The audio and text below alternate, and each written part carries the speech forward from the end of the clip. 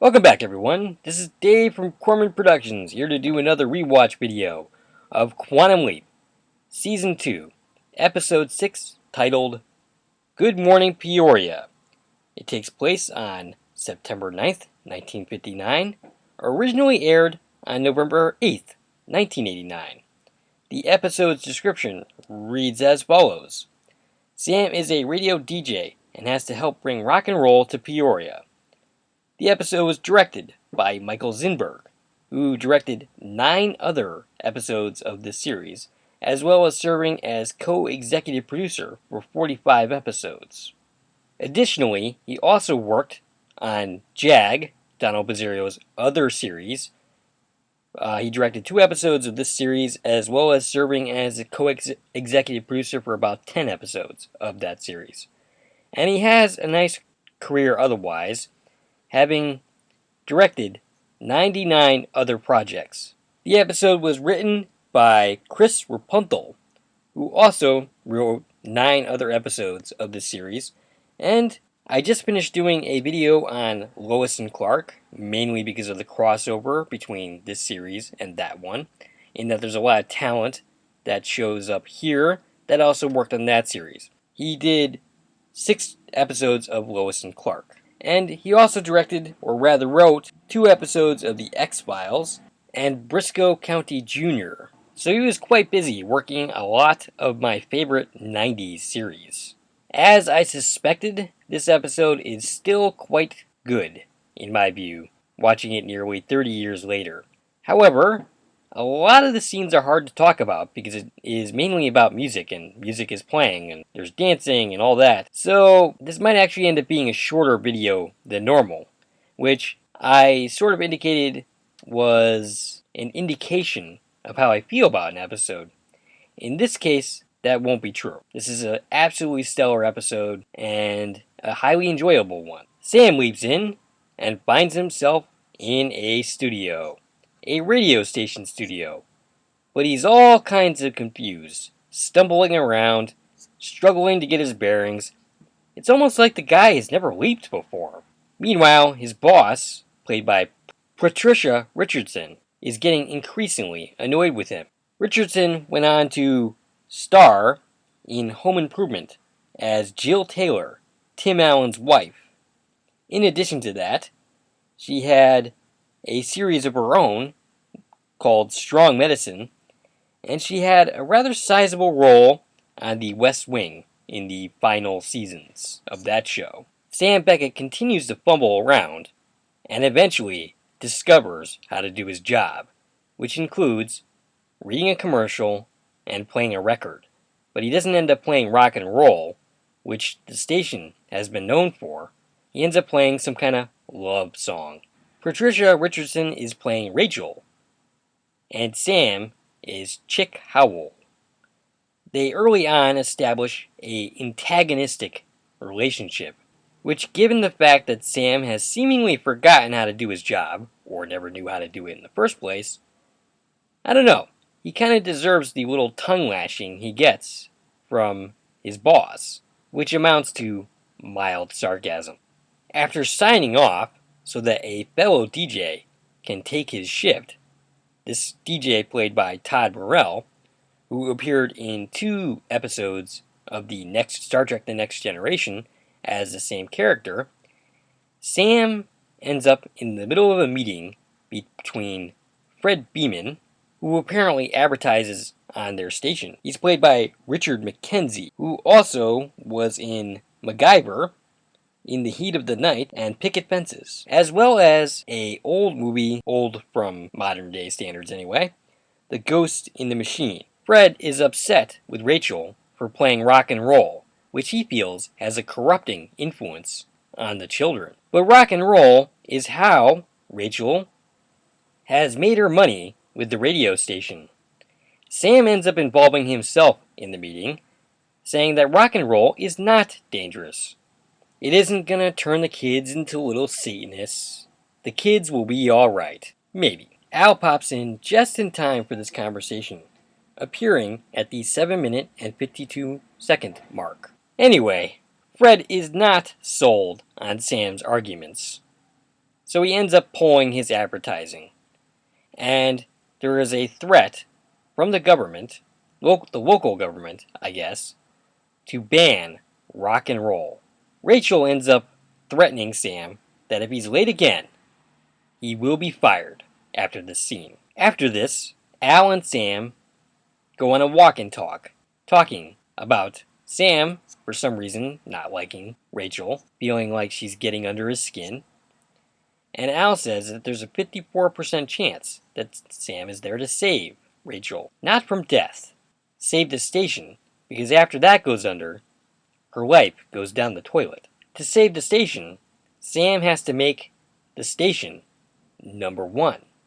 And the only way to do that is through rock and roll. The next morning, Sam reports to work. On time. In fact, he's early. But he looks frazzled, and he seems to have no clue what he's doing. Eventually, Al appears to help him out, to help him pick an album to play, while Rachel from the other room, observes him talking to himself. Something I didn't mention at the top is that this movie, or rather this episode, resembles the movie Good Morning Vietnam. And I'm pretty sure this is intentional because they actually reference the movie during this scene. Sam ends up going on the air, acting like a lunatic, making voices, having fun, except that when he gets off, he thinks he's made an idiot of himself. But both his boss and the other DJ seem to dig it. We then see a montage of the Great Balls of Fire playing while the kids dance out in the streets. Did that actually ever happen? Were there actually kids dancing in the streets near their favorite radio station playing rock and roll? Meanwhile, Sam continues his little comedy routine, helped out by Al, who gives him ideas. And he eventually ends up including Al in one of his skits, referring to Al as the Invisible Man. The other DJ comes in to tell him that he is on fire, and Sam humbly says that sometimes you just get lucky. And this is right before a brick comes through the window and goes straight through Al, hitting the equipment and knocking the radio station offline. We cut to a scene of Sam repairing the equipment, while Rachel looks on, and they seem to be bonding. Rachel said that her father wanted the station to be number one in Peoria. And Sam asks, "Is that what you want?" And Rachel responds, "Nah, I want this to be the number one station in the universe." Sam ends up being able to repair the equipment.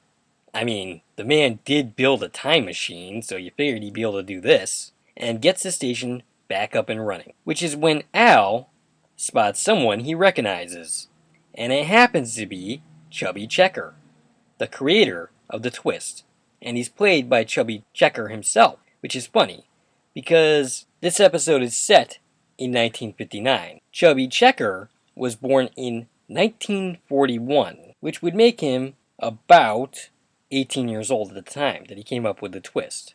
But this episode doesn't air until 1989, which means he was roughly 50 years old at the time he was appearing in this episode, and he's playing his 18-year-old self. Looking at older pictures of the man, Chubby Checker did not quite look like this in his younger days. Not that most people would know that who watched this episode, but still, it's kind of funny. Chubby Checker is trying to bring them a demo, which Todd Morell's character isn't quite sold on. But Al convinces Sam to sell Rachel on this demo, because if they want to be number one, they must play this demo. Meanwhile, Sam is doing the twist, and Chubby Checker, is asking, while laughing, if he could incorporate that into his act. So Sam is partly responsible for creating the twist. This is another example of the kiss with history. Cut to Sam and Rachel leaving City Hall, where apparently they have learned that rock and roll has been banned, and Rachel is unhappy because this was their ticket to both saving the radio station and being number one. Rachel says that she will be lucky if she doesn't have to sell the station within a year, and Al helpfully supplies that it'll actually be 6 months. Thanks for that, Al. But Al basically agrees with Rachel. He had Ziggy crunch the numbers, and the numbers are grim with a capital G. Those are Al's words, not my own. But Sam has an idea, and the idea is to engage in a little bit of civil disobedience. They go back to the station, where Sam argues that this ruling is wrong, and they will continue to play rock and roll until they change their minds.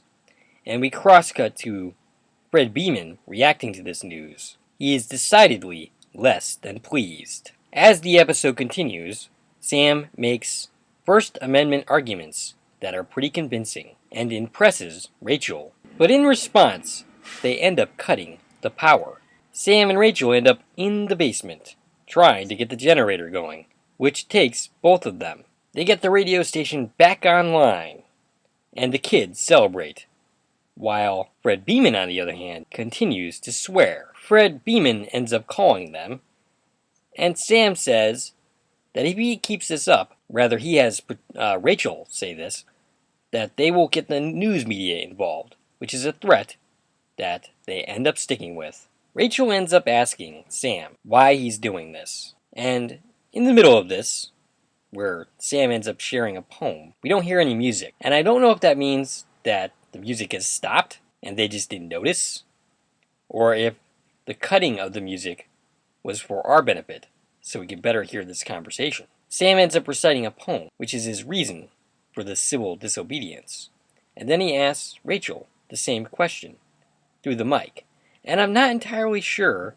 whether this conversation is happening on the air or if this is still just between the two of them. They eventually realize that no music is playing, and so Chick goes back on the air. Now, I'm not sure if this is meant to mean that this entire time that they've been talking that we haven't heard the music, that there was in fact no music, or what. Meanwhile, Rachel and Sam's relationship continues to build. There's some flirtation, and they almost kissed at one point. And then Sam, it is insinuated, when the lights went off, that he accidentally grabbed her boob, thinking it was a doorknob. Sam ends up playing a romantic song, and Rachel and Sam begin to dance. And this time, they kiss for real. But she pulls away, as, is pretty typical in a television episode or movie. And she claims that Sam basically seduced her, taking advantage of her, or whatever. Meanwhile, Al is coaching Sam, saying, hey, you gotta kiss this girl. And eventually, he does so. And this time, they kiss for much, much longer, while Al looks on awkwardly. But eventually, Sam notices that they are no longer broadcasting, because Fred Beeman had the line, which led to them broadcasting, cut, which leads to Rachel freaking out as they hear the crowd outside calling for rock and roll. Rachel seems to be falling into despair, but Sam says that this is the time to hang tough. And then Sam gets an idea. He runs up to the roof, saying that they might be back on the air sooner than she thinks. We continue to hear the crowd outside chanting, asking for rock and roll. On the roof, Sam is setting up a wire, presumably to get his station back up and running. And Al starts to glow, and he says, Sam, I'm leaping! And no, it's just the electrical current messing with his program. Now, here's something interesting. In the final episode of this series, Al will claim that he doesn't know what happens when Sam leaps. And this is flatly contradicted visually in every single episode of this series. And now we have verbal contradiction that Al doesn't know. He's clearly saying right here, oh look, I'm leaping, because he knows what that looks like. And of course I hope you'll remember that when we actually get to the final episode, which thankfully will not be anytime soon. So the station is back up and running, and the music is playing. Fred Beeman is getting increasingly mad.